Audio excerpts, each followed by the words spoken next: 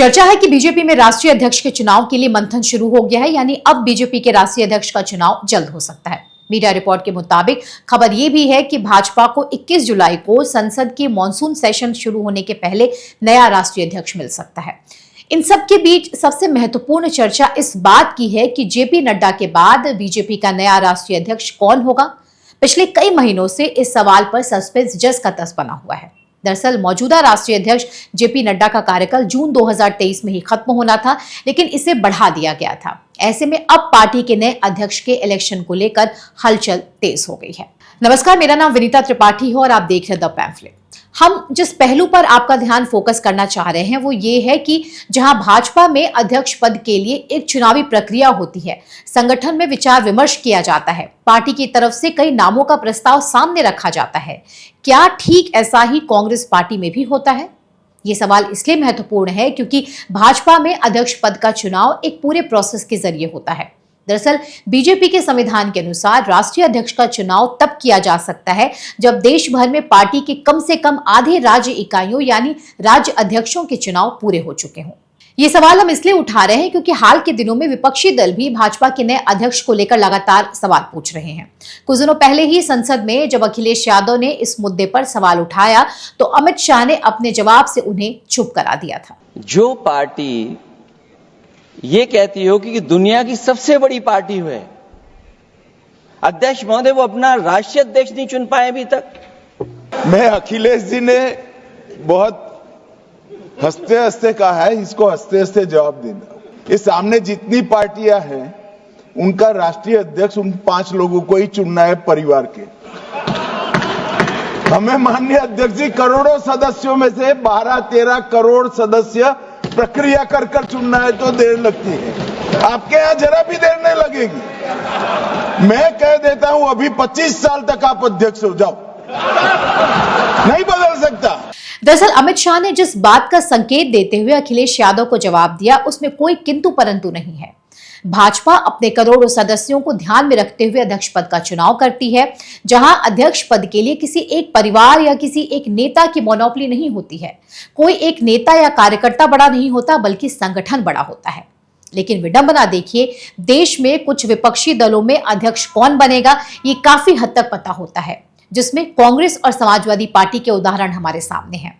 कांग्रेस में जहां ज्यादातर समय अध्यक्ष पद पर गांधी परिवार और उनके करीबियों का ही राज रहा है, वहीं समाजवादी पार्टी में पहले मुलायम सिंह यादव और उनके बाद उनके बेटे अखिलेश यादव अध्यक्ष बन गए। हाँ, जहां तक आरजेडी की बात की जाए तो अब तक लालू प्रसाद यादव निर्विरोध अध्यक्ष बनते रहे हैं। अभी तक उन्होंने अपने परिवार या फिर किसी दूसरे नेता को पार्टी की कमान नहीं सौंपी है। वहीं कांग्रेस के इतिहास को देखें तो कांग्रेस के अध्यक्ष पद पर सबसे ज्यादा समय तक नेहरू गांधी परिवार के लोगों का ही राज रहा है। सबसे पहले बात जवाहरलाल नेहरू की, जिन्होंने प्रधानमंत्री बनने के बाद ही कांग्रेस की अध्यक्षता फिर से अपने हाथों में ले ली थी। वर्ष 1951 से 1954 तक वे अध्यक्ष बने रहे। उनके बाद यूएन देभर को अध्यक्ष बनाया गया, जो गांधी और जवाहरलाल नेहरू के बेहद करीबी माने जाते थे। फिर आया इंदिरा गांधी का दौर और इस परिवार का पार्टी पर वर्चस्व और बढ़ता गया। इंदिरा गांधी ने प्रधानमंत्री बनते ही सब कुछ अपने हाथों में ले लिया और के कामराज को दरकिनार कर दिया। कामराज के विद्रोह से इंदिरा को यह सीख मिल गई थी कि अब उन्हें किसी ऐसे व्यक्ति को कांग्रेस का अध्यक्ष बनाना है जो उनका और उनके परिवार का चापलूस हो और जिसमें कोई भी राजनीतिक महत्वाकांक्षा न बची हो। ऐसे ही उन्होंने जगजीवन राम को एस निजलिंगप्पा के बाद कांग्रेस का अध्यक्ष नियुक्त किया। वो पिछड़ों, दलितों, वंचितों के लोकप्रिय नेता थे और गांधी परिवार के करीबी थे। कांग्रेस के विभाजन के बाद जब 1971 में इंदिरा गांधी ने चुनाव जीता था, तब इसका श्रेय बाबू जगजीवन राम को देते हुए कहा था कि बाबू जगजीवन राम भारत के प्रमुख निर्माताओं में से एक हैं। देश के करोड़ों हरिजन, आदिवासी, पिछड़े और अल्पसंख्यक लोग उन्हें अपना मुक्तिदाता मानते हैं। 1972 से 74 तक शंकर दयाल शर्मा कांग्रेस के अध्यक्ष रहे। आपातकाल के दौरान 1975 से लेकर 1977 तक देवकांत बरुआ कांग्रेस अध्यक्ष रहे। ये वही बरुआ थे जिन्होंने India is Indira and Indira is India का नारा दिया था। आप इसी नारे से ये समझ सकते हैं कि किस तरह से गांधी परिवार की चरण वंदना की जाती थी। 1977-78 में कासु ब्रह्मानंद रेड्डी कांग्रेस अध्यक्ष बने। वो पहले भी इंदिरा के बेहद करीबी माने जाते थे और इंदिरा गांधी के सरकार में देश के गृह मंत्री भी बने थे। ये सब शायद इंदिरा के प्रति उनकी वफादारी ही थी। नेहरू के बाद इंदिरा गांधी ने प्रधानमंत्री पद और अध्यक्ष पद दोनों ही अपने पास रखने की चलन की शुरुआत की थी, ताकि गांधी परिवार का कांग्रेस पार्टी पर वर्चस्व बना रहे।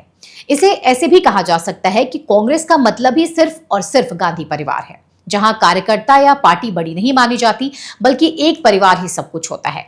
गांधी परिवार की हां में हां मिलाना कांग्रेस पार्टी के नेताओं की परंपरा बनती गई।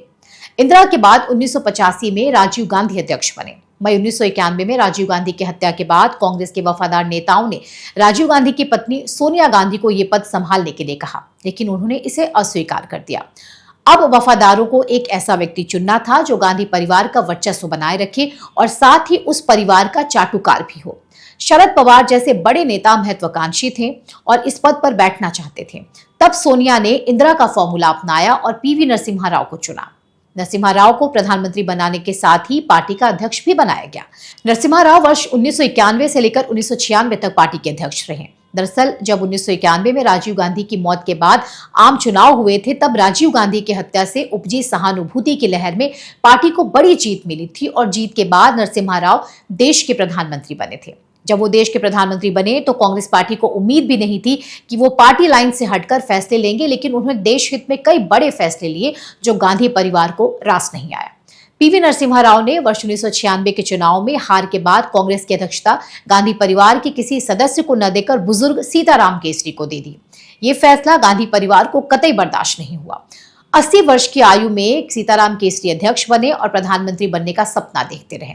इसी बीच 1998 के चुनाव से पहले सोनिया गांधी ने राजनीति में आने का ऐलान कर दिया और फिर से गांधी परिवार के चाटुकार सक्रिय हो गए। कहा जाता है कि सीताराम केसरी कुछ दिन और अध्यक्ष रहना चाहते थे, लेकिन सोनिया के आने से उनकी मंशा पर पानी फिर गया। जब सोनिया गांधी की ताजपोशी होने लगी थी तो कांग्रेस और सोनिया गांधी के वफादारों ने 82 वर्षीय सीताराम केसरी को बाथरूम में बंद कर दिया था, ताकि वो बैठक में सोनिया का विरोध न कर पाए और गांधी परिवार ही कांग्रेस का केंद्र बना रहे।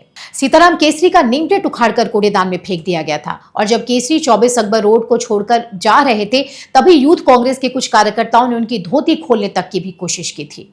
सीताराम केसरी का जो अपमान हुआ था वो कांग्रेस के संगठनात्मक ढांचे पर एक काले धब्बे की तरह है। अब आया 2022, जब कांग्रेस अध्यक्ष पद के लिए दो बड़े कांग्रेसी नेताओं शशि थरूर और मल्लिकार्जुन खड़गे का नाम चल रहा था। कहने को तो उस समय अध्यक्ष पद के लिए दोनों की लड़ाई को काफी फ्रेंडली मैच बताया जा रहा था, मगर इसमें एक मास्टर प्लान छिपा हुआ था। दरअसल अंतरिम अध्यक्ष सोनिया गांधी ने चुनाव प्रक्रिया शुरू होने से पहले कहा था कि वे किसी का पक्ष नहीं लेंगी, जबकि उस वक्त जो हालात दिखे थे वो सारे संकेत खड़गे की जीत की तरफ इशारा कर रहे थे। खड़गे के साथ पार्टी के बड़े नेता थे, जबकि शशि थरूर को बड़े नेताओं का साथ नहीं मिला था, क्योंकि खड़गे पर गांधी परिवार का हाथ था। ऐसे में मल्लिकार्जुन खड़गे का विरोध करना मतलब सीधे कांग्रेस हाईकमान के विरोध में उतरना। आखिरकार मल्लिकार्जुन खड़गे की जीत हुई और वो कांग्रेस अध्यक्ष बने। एक बार फिर खड़गे के बहाने कांग्रेस पर इनडायरेक्टली गांधी परिवार का नियंत्रण हो गया। मतलब कांग्रेस की गाड़ी में पहिया कोई नेता बने, स्टीयरिंग व्हील 10 जनपद के पास ही था। इन सबसे एक बात स्पष्ट होती है कि कांग्रेस का वफादार ही या फिर गांधी परिवार से कोई अध्यक्ष बन सकता है। दरअसल कांग्रेस की नीति रही है कि पावर सेंटर गांधी परिवार के हाथ में रहता है। कांग्रेस की सरकार है तो पावर सेंटर गांधी परिवार ही होगा, और अगर पार्टी सत्ता से बाहर है स्थिति तब भी ऐसी ही होगी। ऐसे में जो भी अध्यक्ष रहेगा उसे गांधी परिवार के आदेश और रिमोट कंट्रोल के अनुसार ही काम करना होगा। वहीं अगर भारतीय जनता पार्टी की बात करें तो बीजेपी में लागू एक व्यक्ति एक पद के सिद्धांत के कारण लंबे समय तक किसी एक व्यक्ति का अध्यक्ष बने रहना तब तक संभव नहीं है जब तक कि बीजेपी के संविधान में संशोधन न हो जाए। बीजेपी के संविधान की बात करें तो कम से कम 50% से अधिक प्रदेश संगठनों के चुनाव के बाद ही राष्ट्रीय अध्यक्ष का चुनाव हो सकता है। आपको जानकर हैरानी होगी कि भाजपा का पूरा संगठन राष्ट्रीय से लेकर स्थानीय स्तर तक तकरीबन 7 भागों में बटा हुआ है। राष्ट्रीय स्तर पर राष्ट्रीय परिषद और राष्ट्रीय कार्यकारिणी, प्रदेश स्तर पर प्रदेश परिषद और प्रदेश कार्यकारिणी होती है। इसके बाद क्षेत्रीय समितियां, जिला समितियां, मंडल समितियां होती हैं। फिर ग्राम और शहरी केंद्र होते हैं और स्थानीय समितियों का भी गठन होता है। स्थानीय समिति 5000 से कम की जनसंख्या पर गठित होती है। भारतीय जनता पार्टी की 6 अप्रैल 1980 को स्थापना हुई थी, जिसके पहले अध्यक्ष थे पूर्व प्रधानमंत्री अटल बिहारी वाजपेयी। उनके बाद लालकृष्ण आडवाणी, मुरली मनोहर जोशी, कुशाभाऊ ठाकरे, बंगारू लक्ष्मण, जन कृष्ण मूर्ति, वेंकैया नायडू, राजनाथ सिंह, नितिन गडकरी, अमित शाह और जगत प्रकाश नड्डा। ये वो 11 नाम हैं जो पार्टी की स्थापना के बाद अध्यक्ष पद पर रहे, जिनमें से लालकृष्ण आडवाणी 3 बार अध्यक्ष रहे और राजनाथ सिंह ने 2 बार अध्यक्ष पद की जिम्मेदारी संभाली। कुल मिलाकर भाजपा में कभी भी एक व्यक्ति को लंबे समय तक पार्टी अध्यक्ष की जिम्मेदारी नहीं दी गई। भाजपा जैसे संगठन में छोटे से छोटे कार्यकर्ताओं को ये उम्मीद रहती है कि यहाँ परिवारवाद नहीं चलता, किसी एक परिवार की चापलूसी नहीं चलती, बल्कि डेमोक्रेसी के आधार पर संगठन में काम होता है। तो इस लोकशाही वर्सेस परिवारवाद में आप किसे सही मानते हैं? स्वस्थ लोकतंत्र के लिए क्या सही है? आप कमेंट सेक्शन में हमें जरूर बताएं। इसके अलावा अगर आपने अब तक हमारा YouTube चैनल सब्सक्राइब नहीं किया तो जरूर करें। धन्यवाद।